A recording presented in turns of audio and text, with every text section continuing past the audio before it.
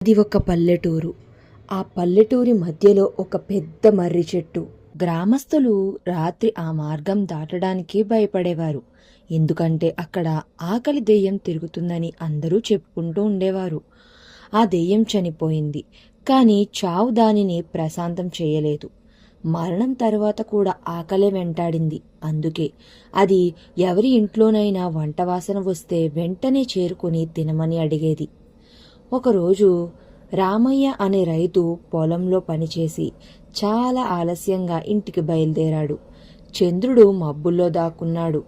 వేప చెట్టు దగ్గరికి రాగానే వెనుక నుంచి ఎవరో కాలు లాగుతున్న శబ్దం వినిపించింది.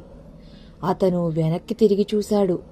తెల్లని పొడవాటి జుట్టు, ముఖం మొత్తం కప్పేసి ఎముకలు బయటికి పొడుచుకున్నట్టున్న ఒక దెయ్యం నెమ్మదిగా దగ్గర పడుతూ ఉంది. దాని గొంతు గర్జించినట్టుగా వినిపించింది. అన్నం ఇవ్వు, ఆకలిగా ఉంది. రామయ్య గుండె బలంగా కొట్టుకుంది. భయంతో వణికిపోయాడు. కాని పరిగెత్తలేకపోయాడు.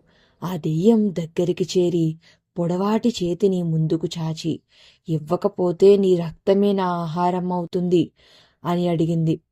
అప్పుడు రామయ్య గుర్తుపెట్టుకున్నాడు, దెయ్యానికి ఆహారం ఇస్తే తప్ప ఏం చేయదని.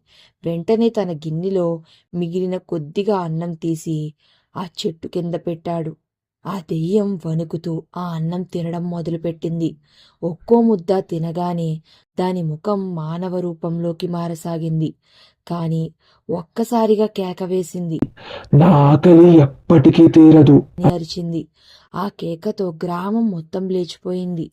రామయ్య ఆ రోజు ప్రాణాలతో తప్పించుకున్నాడు. కాని అప్పటి నుంచి ఆ చెట్టు దగ్గర రాత్రులు ఎవ్వరూ వెళ్ళలేదు.